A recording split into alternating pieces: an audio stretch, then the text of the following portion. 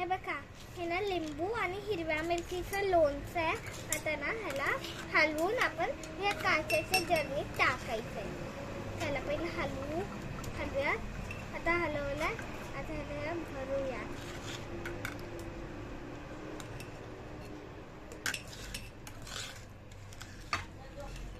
किती छान आहे ना, स्पायसी. या खायला हे.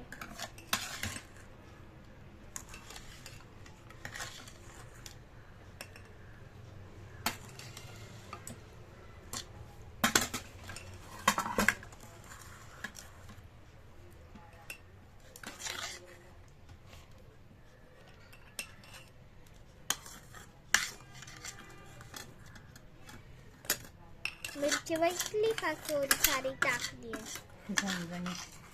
झणझणीत बनणार आहे. हे तर बनलं आहे बघा.